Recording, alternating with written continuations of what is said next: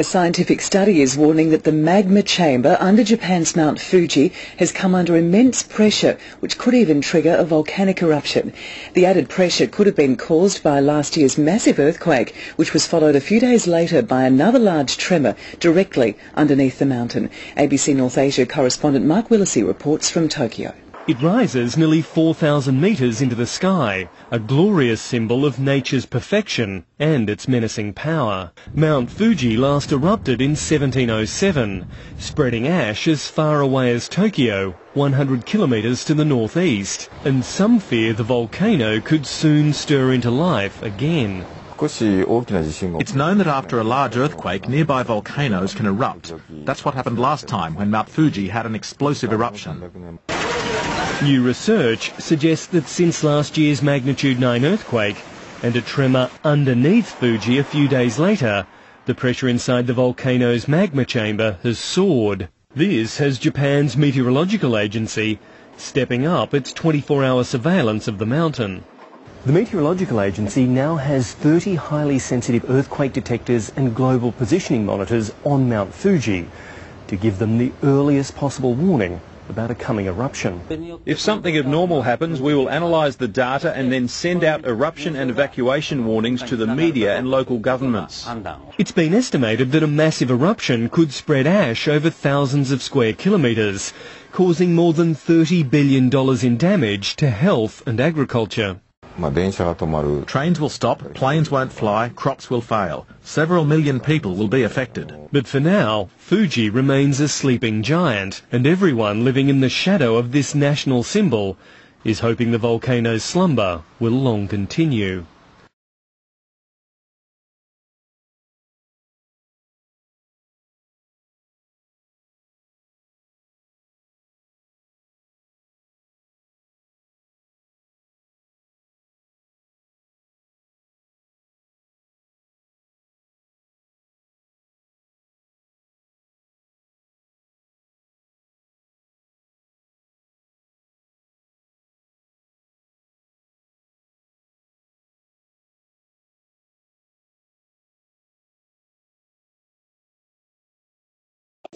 A former chairman of the U.S. Nuclear Regulatory Commission, Dale Klein, says Tokyo Electric Power Company will not be able to sustain itself without reforming its management.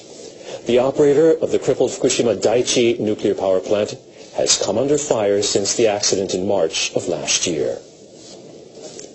Klein spoke to NHK after the first meeting of a panel of outside experts set up by TEPCO to improve nuclear safety and corporate management. Klein is the head of the 5-member panel. I think the fact that they established this committee demonstrates an awareness that they need to change. And I think they understand that at the top management, and then they need to communicate that clearly to all their workers. Klein said that prior to the accident, TEPCO had become overly confident and did not question the safety of its nuclear plants. He said the company was apparently underestimating the power of nature. Prior to the meeting, Klein visited the Fukushima Daiichi plant and checked the number 4 reactor. It is feared that the reactor could develop further problems in the event of another earthquake. Klein said that based on his observations of the reactor's fuel pool and available information, he thinks the building is safe and can withstand earthquakes. He said the widespread uncertainty among the Japanese public about the pool was caused by early misinformation that it contained no water.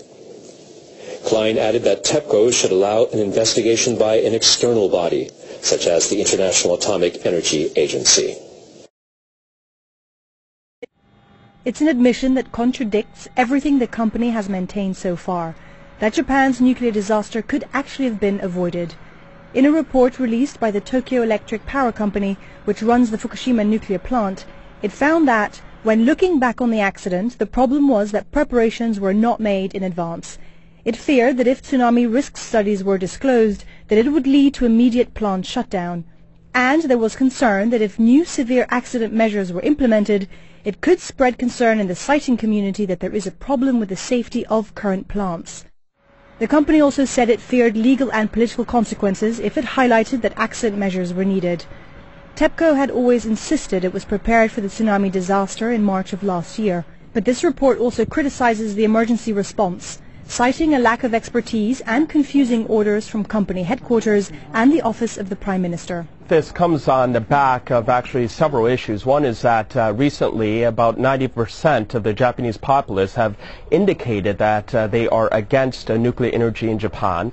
And in addition to that, there is the popular perception as well that there was too much of a cozy relationship or collusion between plant operators and also the regulators, which enabled this type of lax environment to arise whereby the disaster occurred.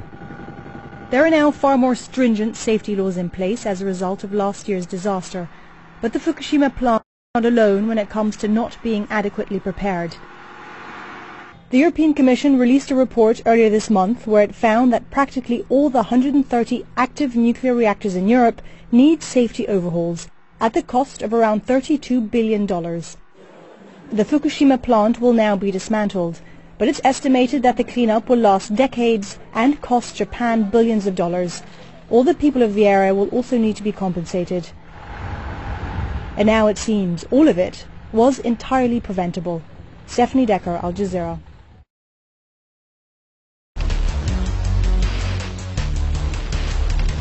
The reactors at Fukushima are the largest in the world, and 6 of them are in total meltdown. They have been melting down for 30 minutes after the tsunami because the cooling systems went off when the earthquake happened, and 90 minutes after the cooling stopped, the reactors go into meltdown. This is all a cover-up. This is a false flag. This is more poisoning of the ocean and the atmosphere and the biosphere. No one can escape.